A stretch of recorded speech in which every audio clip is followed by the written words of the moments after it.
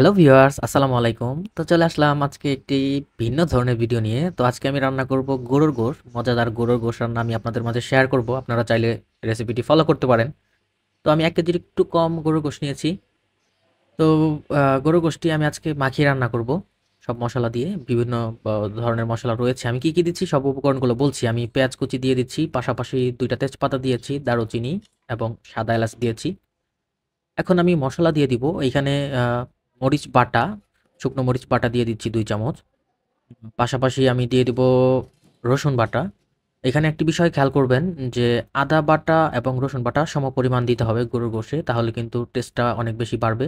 তো আমি এখানে ২ টেবিল চামচ রসুন পেস্ট, সেই সাথে ২ টেবিল চামচ আদা পেস্ট দিয়ে দিচ্ছি। আ আপনারা দেখতে পাচ্ছেন। মনে রাখবেন অবশ্যই আদা পেস্ট এবং রসুন পেস্ট যেন সমান, সমান হয়। হলুদ গুঁড়ো দিয়ে দিচ্ছি। আমি এটার সাথে একটু জিরা গুঁড়ো এড করে দিচ্ছি, ধনে গুঁড়ো এড করে দিচ্ছি এবং মরিচের গুঁড়ো এড করে দিচ্ছি। সবকিছু ২ চামচ করে দিচ্ছি। যেহেতু আমার এখানে ১ কেজির মতো গোশ রয়েছে, আমি লবণ এড করে দিচ্ছি। স্বাদ মতো আপনারা যতটুকু যার প্রয়োজন এড করতে পারেন। আমি একটু আ এবার আমি সয়াবিন তেলটা এড করে দিচ্ছি যাতে মাখালে গোশের ভিতরে মাংসগুলোর ভিতরে আ মসলাগুলো একদম ভালোমতো ঢুকে যায়। আমি ভালো করে মাখিয়ে নিবো এখন। ভালো করে মাখিয়ে একদম সুন্দর করে প্রতিটা কোষের কোণায়, কোণায় যাতে মাংসটার মধ্যে মসলাটা লেগে যায় দেখাচ্ছি আপনাদের। এবং আমি সেই সাথে কিছু আলু এড করব। ২ পিস আলু এড করে দিয়েছি আমি। কারণ আলুটা আমার ফেভারিট। অনেকেই চাইলে এড করতে পারেন, অনেকে না চাইলে নাও এড করতে পারেন। সমস্যা নেই। এভাবে মাখিয়ে এখন আমি চুলায় বসিয়ে দিব। তো চুলাটায় আমি লো আঁচে বসাবো। লো আঁচে বসিয়ে আমি ঢাকনা দিয়ে ঢেকে দেওয়ার পরে দেখা গেছে যে ঝোলটা কিন্তু কিছুটা বের হয়ে আসছে, পানিটা বের হয়ে আসছে। গোশের মধ্যে যে পানিটা থাকে সেটা বের হয়ে আসছে। এটা আমি একটু নেড়ে-চেড়ে দিব এখন যাতে আ নিচে লেগে না যায়। তো আমি একটু নেড়ে-চেড়ে আবার ঢেকে দেব, যাতে নিচে না লেগে যায়। গোশটা কষাতে হবে। গোশের ভিতরে যে পানিটা সেটা একদম বের করে নিয়ে আসতে হবে।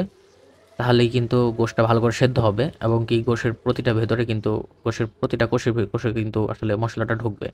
তো আমি দেখতে পাচ্ছেন গোশ থেকে কিন্তু অনেকটা পানি বেরিয়ে আসছে এবং কি আমার গোশটা কিন্তু মোটামুটি গোশের যে পানি সেটা দিয়ে কষানো শেষ। এখন আমি হালকা একটু পানি দিয়ে দিচ্ছি। পানি দিয়ে আমি গোশটা কষাবো। আরো ভালো করে একদম শেষ ফিনিশিং নিয়ে যাব এবং ঢেকে দিচ্ছি আমি। লো আঁচে দিচ্ছি, মিডিয়াম আঁচে দিচ্ছি। একদম ইয়াতে। এখন গোশটা আমার প্রায় হয়ে এসেছে। এখন আমি কিন্তু জিরে গুঁড়ো দিয়ে দিচ্ছি যাতে ফ্লেভারটা ভালো আসে। জিরে গুঁড়ো দিয়ে একটু ঢেকে আমি এখন গোশটা নামিয়ে ফেলবো কিছুক্ষণের মধ্যেই। এবং কি সেই সাথে আমি কিন্তু আমার গোশটা হয়ে গেছে। আমার গোশটা দেখতে পাচ্ছেন আপনারা, ঝোলটাও কিন্তু অনেকটা গাঢ় হয়েছে এবং কি খেতেও কিন্তু খুব হেভি হবে। আপনারা চাইলে এভাবে কিন্তু ট্রাই করতে পারেন এবং রান্না করতে পারেন। যদিও আমি রান্নার ভিডিও কখনো করি না, তো যেহেতু আমি আজকে রয়েছি বাসায়, খেতে হবে নিজের জন্যই রান্না করা এবং সেই সাথে আপনাদের দেখালাম। সবাই ভালো থাকবেন।